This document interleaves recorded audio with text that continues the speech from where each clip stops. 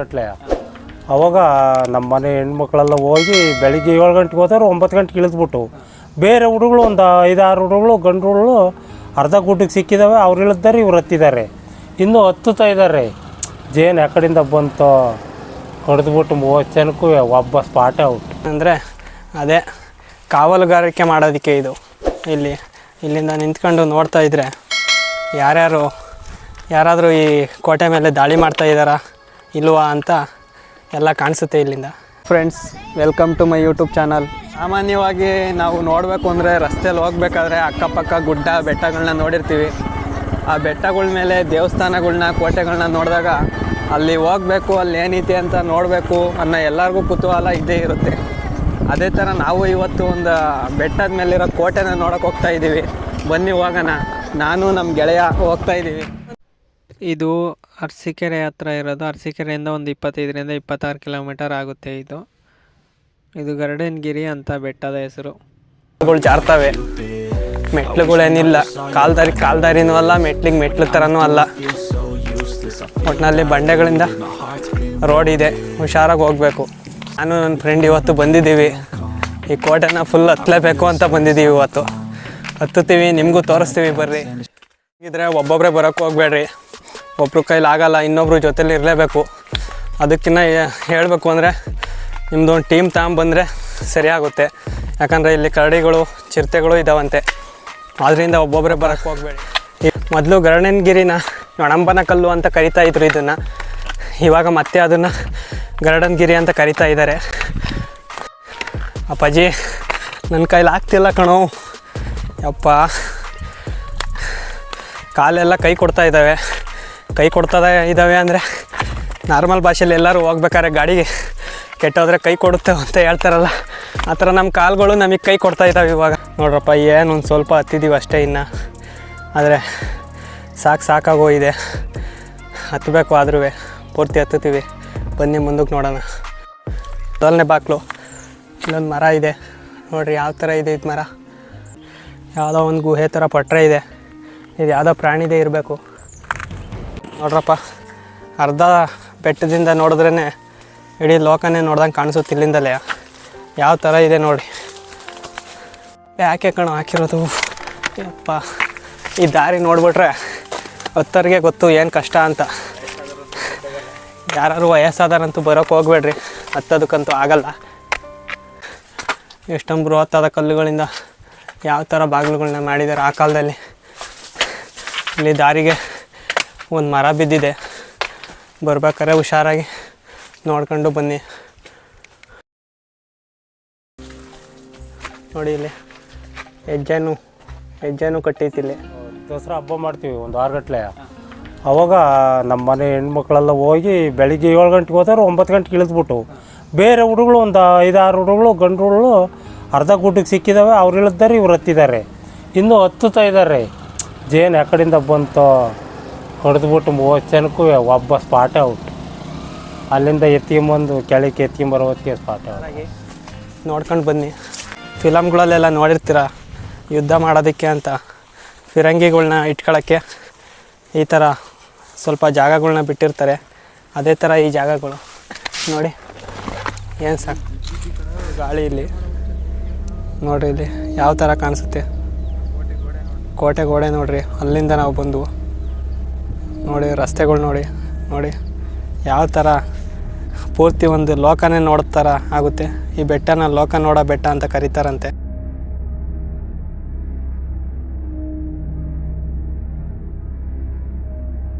ಇಲ್ಲಿ ಅಲ್ಲಲ್ಲಿ ನೀರಿನ ಕೊಳಗಳಿದ್ದಾವೆ. ಈ ಕೊಳಗಳಿಗೂ ಸಹ ಒಂದೊಂದಕ್ಕೂ ಒಂದೊಂದು ಹೆಸರಿತ್ತಂತೆ. ಮೊದಲನೇದು ಗಂಗಮ್ಮ ದೋಣಿ, ಕುದುರೆ ದೋಣಿ, ಬಸವ ದೋಣಿ, ಕರಡಿ ದೋಣಿ, ಈ ಥರ ಕೊಳಗಳಿಗೆ ಹೆಸರುಗಳನ್ನ ಇಟ್ಟಿದ್ರಂತೆ. ಕೊಳಗಳು ನೋಡಿ ಯಾವ ಥರ ಇದೆ. ಈಗಲೂ ಕೂಡ ಇಲ್ಲಿ ನೀರಿದ್ದಾವೆ, ಸ್ವಲ್ಪ ಇದ್ದಾವೆ. ಇಲ್ಲಿ ಇರೋ ಪ್ರಾಣಿಗಳಿಗೆ ನೀರು ಬಾಯಾರಿಕೆ ಆದಾಗ ಕುಡಿಯೋದಕ್ಕೆ ಸರಿಯಾಗುತ್ತೆ. ನೋಡಿ ಕೋಟೆ ಯಾವ ಥರ ಕಟ್ಟಿಸಿದ್ದಾರೆ. ಇದನ್ನು ಹೈದರಾಲಿ ತನ್ನ ಕಾವಲುಗಾರಿಕೆಗೆ ಬಳಸ್ಕೊತಾನೆ ಇದನ್ನು. ಆವಾಗ ಇನ್ನೂ ಒಂದು ಸ್ವಲ್ಪ ಇದನ್ನು ಪುನರ್ನಿರ್ಮಾಣ ಮಾಡ್ತಾರೆ. ಹತ್ತೋದೇ ಕಷ್ಟ, ಇಲ್ಲಿ ಬಂದು ಕಟ್ಟಿರೋದು ಇನ್ನೂ ಕಷ್ಟನೇ. ನೋಡಿ ಇಲ್ಲಿ ಮುಂದೆ ಕಾಣಿಸ್ತಾ ಇರೋವಂಥ ಏನು ಶೈಲಿ ಕಾಣಿಸ್ತಾ ಇದೆ. ಬಾರ್ಲ ಅಡಿಲ್ಲ ಕಡಿಸ್ಕೊಂಡು ಆಮೇಲೆ ಇದು ಮದ್ದಿನ ಮನೆ. ಈ ಮದ್ದಿನ ಮನೆ ಒಳಗಡೆ ಇವಾಗಲೂ ಕೂಡ ಮದ್ದು ಗುಂಡುಗಳ ವಾಸನೆ ಬರುತ್ತಂತೆ. ವಾಸನೆ ಬರ್ತಿದೆ ಸ್ವಲ್ಪ ನೋಡಿ ಯಾವ ಥರ ಇದೆ ಮದ್ದು ಗುಂಡುಗಳ ಸಂಗ್ರಹಿಸುತ್ತಿದ್ದಂಥ ಮನೆ.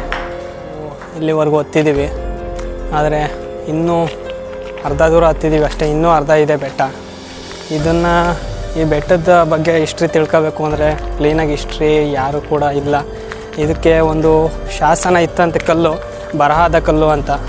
ಆ ಕಲ್ಲು ಇರೋದರಿಂದ ಊರಿಗೆ ಬರ ಬಂದಿದೆ ಅಂತ ಹೇಳ್ಬಿಟ್ಟು ಇಲ್ಲಿನ ಹಳೆ ಕಾಲದ ಜನಗಳು ಇದ್ರಲ್ಲ, ಆವಾಗಲೇ ಅವರು ಆ ಕಲ್ಲನ್ನ ಎಲ್ಲೋ ಬಾವಿ ಒಳಗೆ ಎಸ್ಬಿಟ್ರು ಇಲ್ಲ ಎಲ್ಲ ಎಸೆದ್ರು ಅಂತ ಹೇಳ್ತಾರೆ. ಆ ಶಾಸನ ಇದ್ದಿದ್ರೆ ಇದನ್ನು ಯಾರು ಕಟ್ಟಿಸಿದ್ರು ಅಂತ ಕ್ಲೀನಾಗಿ ಹಿಸ್ಟ್ರಿ ಗೊತ್ತಾಗೋದು. ಆದ್ದರಿಂದ ಇದ್ರ ಬಗ್ಗೆ ಯಾವುದೇ ಶಾಸನಗಳು ಇಲ್ದಲೇ ಇರೋದ್ರಿಂದ ಯಾರು ಕಟ್ಟಿಸಿದ್ರು ಅಂತ ಕ್ಲೀನಾಗಿ ಮಾಹಿತಿ ಗೊತ್ತಿಲ್ಲ. ಈ ಕೋಟೆ ಮೇಲೆ ದಾಳಿ ಮಾಡ್ತಾ ಇದ್ದಾರಾ ಇಲ್ವಾ ಅಂತ ಎಲ್ಲ ಕಾಣಿಸುತ್ತೆ ಇಲ್ಲಿಂದ. ನೋಡಿ ಯಾವ ಥರ ಇದೆ ನೋಡಿ, ಎಷ್ಟು ಚೆನ್ನಾಗಿ ಕಾಣಿಸ್ತಿದೆ ನೋಡಿ. ನಾವು ಬಂದಿದ್ದು ಆ ದಾರಿಯಿಂದ, ಅಲ್ಲಿ ಕಾಣಿಸ್ತಾ ಇದೆ ನೋಡಿ.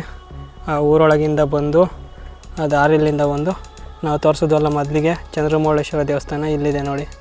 ಅಲ್ಲಿಂದ ಬಂದು ಅಲ್ಲಿಂದ ಇಲ್ಲಿ ಕೋಟೆ ಬಾಗಿಲು ಕಾಣಿಸ್ತಾ ಇದೆ ನೋಡಿ. ಅಲ್ಲಿಂದ ಹಾಗೆ ಅಲ್ಲಿಂದ ಬಂದು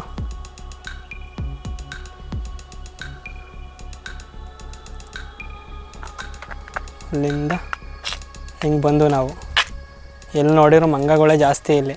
ಸ್ವಲ್ಪ ಭಯನೇ ಆಗುತ್ತೆ, ಯಾಕಂದರೆ ಅವು ಸುಮ್ಮನೆ ಇರಲ್ಲ, ಹಿಂದಿಂದನೇ ಬರ್ತಿರ್ತವೆ, ಆದ್ದರಿಂದ ಭಯ ಆಗುತ್ತೆ. ಇನ್ನು ನಾವು ಅಲ್ಲಿಗೆ ಹೋಗಬೇಕು. ಈ ಕೋಟೆನ ಸುಮ್ಮನೆ ಹಾಗೆ ಕಟ್ಟಿಲ್ಲ, ಇದನ್ನು ಫುಲ್ಲು ಐಡಿಯಾದಿಂದ ಕಟ್ಟಿದ್ದಾರೆ. ಈ ಕೋಟೆಗೆ ಇವರು ಮಾಡಿರೋ ಬಾಗಿಲುಗಳನ್ನ ಬಿಟ್ಟು ಇನ್ನು ಎಲ್ಲಿಂದಲೂ ಈ ಕೋಟೆಗೆ ಮ್ಯಾಕೆ ತಲುಪೋದಕ್ಕೆ ಸಾಧ್ಯನೇ ಇಲ್ಲ.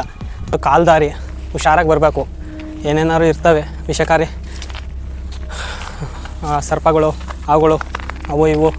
ಮೊದಲೇ ಇದು ಕರಡಿ ಚಿರತೆ ಇದ್ದಾವೆ ಅಂತ ಮಾತ್ರ ಹೇಳಿದ್ದಾರೆ. ಒಟ್ಟಿನಲ್ಲಿ ಹುಷಾರಾಗಿ ಬರಬೇಕು. ಒಟ್ಟಿನಲ್ಲಿ ಒಬ್ಬೊಬ್ಬರೇ ಅಂತೂ ಬರೋಕ್ಕೆ ಹೋಗಬೇಡಿ. ಒಬ್ಬೊಬ್ಬರು ಬಂದರೂ ನೀವು ಹತ್ತೋದು ಇಲ್ಲ, ಹೆದರ್ಕೊಂಡು ವಾಪಸ್ ಇಳಿತೀರ, ಅದಂತೂ ಪಕ್ಕ. ಇಲ್ಲಿಗೆ ಹತ್ತಕ್ಕೆ ಏನು ದಾರಿನೇ ಇಲ್ಲ. ಹತ್ಬೇಕಾದ್ರೆ ಫುಲ್ಲು ಹುಷಾರಾಗಿ ಹತ್ತಬೇಕು. ಬಂಡೆ ಮೇಲಿಂದಲೇ ಜಾರುತ್ತೆ, ಹಾಗಾದರೂ ಹುಷಾರಾಗಿ ಹತ್ತಬೇಕು. ಬಂಡೆ ಜಾರುತ್ತೆ ಇದು.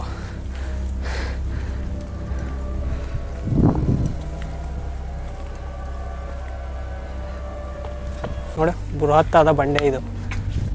ಈ ಬಂಡೆಗೆ ಅಕ್ಕಪಕ್ಕದಲ್ಲಿ ಗೋಡೆಗಳನ್ನ ಕಟ್ಟಿಬಿಟ್ಟು ಅದರೊಳಗೆ ಶಿವಲಿಂಗಗಳನ್ನ ಪ್ರತಿಷ್ಠಾಪನೆ ಮಾಡಿದ್ದಾರೆ.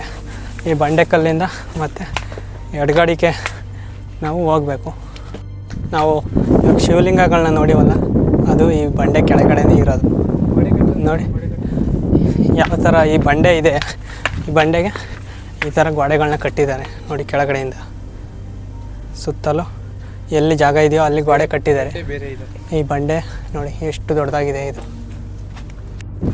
ಈ ಕೋಟೆ ಬಗ್ಗೆ ನಿಖರವಾದ ಮಾಹಿತಿ ಅಂತೂ ಇಲ್ಲ.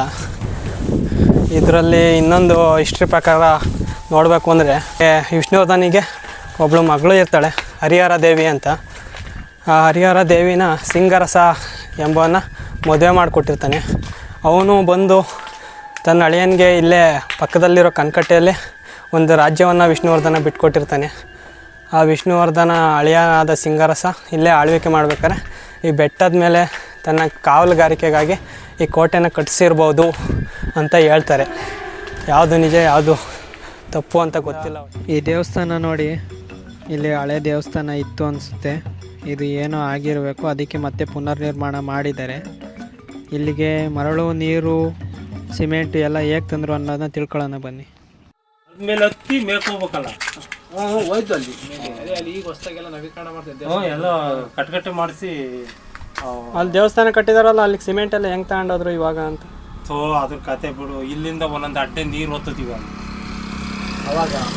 ಈಗ 3-4 ವರ್ಷದಾಗ ಅದ ಆಂಜನೇಯ ದೇವಸ್ಥಾನ ಇತ್ತಲ್ಲ, ಅದು ಎಲ್ಲ ಕಟ್ಕಟ್ಟೆ ಮಾಡಿದಾರಲ್ಲ, ಆವಾಗ ನೀರಿರಲಿಲ್ಲ. ಒತ್ಕೊಂಡು ಹೋದು ಕತ್ತೆ ಮೇಲೆ ಮಳಲು, ಸಿಮೆಂಟ್ ಮಳಲು, ಆ ಮೆಟ್ಟಿ ಮೇಲೆ ಹೊತ್ತಿಸಿ ಅಲ್ಲ ಅಲ್ಲಿ ಕತ್ತೆ ಎಲ್ಲ ಹತ್ತುತ್ತವ ಅಂತ ಆ ಥರ ಐತಿ. ನೀರು ಒತ್ತದೇ ಕಷ್ಟ. ಒಂದೊಂದು ಅಡ್ಡಿ ಎರಡು ಅಲ್ಲೆಲ್ಲ ಇಕ್ಕೆಂದು ಹೆಂಗ ನೀರಿರಲಿಲ್ಲ ಅವಾಗ ಕಟ್ಬೇಕಾದ್ರೆ. ಬರ್ರಪ್ಪ ನೋಡ್ರಿ ಲೋಕ ನೋಡ ಬೆಟ್ಟ ಹೇಗಿದೆ ಅಂತ.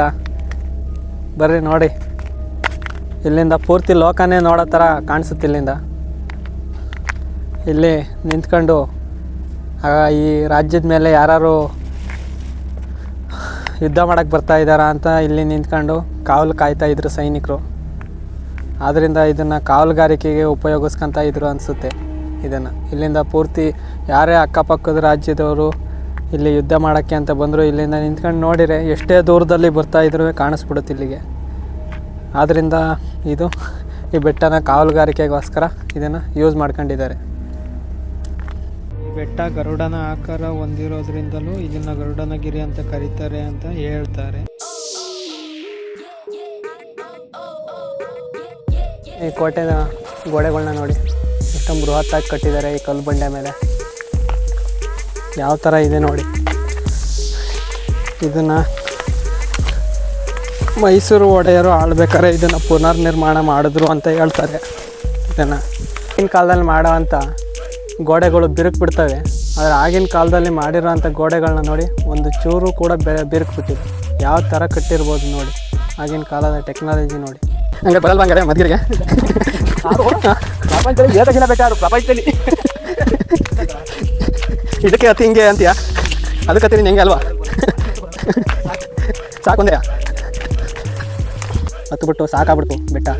ಮತ್ತೆ ಯಾವ ಬೆಟ್ಟಕ್ಕೆ ಹೋಗೋಣ ಅಂತ ನಮ್ಮ ಫ್ರೆಂಡಿಗೆ ಕೇಳಿದ್ರೆ ಮತ್ತೆ ಯಾವ ಬೆಟ್ಟಕ್ಕೂ ನಾನು ಬರಲ್ಲ ಕಣಪ್ಪ ಅಂತಿದ್ದಾನೆ. ನೋಡ್ರಪ್ಪ ಬೆಟ್ಟನ ಹತ್ತಿ ಇಳಿದ್ವು. ಒಂದು ಸ್ವಲ್ಪ ಶ್ರಮ ಆಗುತ್ತೆ ಆದರೂ ಹತ್ತಿ ಇಳಿದ್ವು. ಬರೋ ಆಗಿದ್ರೆ ಒಬ್ಬರು ಇಬ್ಬರು ಬರೋಕ್ಕೆ ಹೋಗಬೇಡಿ, ಒಬ್ಬರಂತೂ ಬರೋಕ್ಕೆ ಹೋಗಬೇಡಿ. ಒಂದು ಟೀಮ್ ಜೊತೆ ಬನ್ನಿ, ಒಂದು ಚೆನ್ನಾಗಿದೆ ಹತ್ತಿ ನೋಡಿರಿ. ಮತ್ತೆ ಮುಂದಿನ ವೀಡಿಯೋದಲ್ಲಿ ಸಿಗೋಣ. ನಮ್ಮ ಚಾನಲ್ನ ಸಬ್ಸ್ಕ್ರೈಬ್ ಮಾಡಿರಿ, ಲೈಕ್ ಮಾಡಿ, ಶೇರ್ ಮಾಡಿ. ಮತ್ತೆ ಮುಂದಿನ ವೀಡಿಯೋದಲ್ಲಿ ಸಿಗೋಣ. ಬಾಯ್.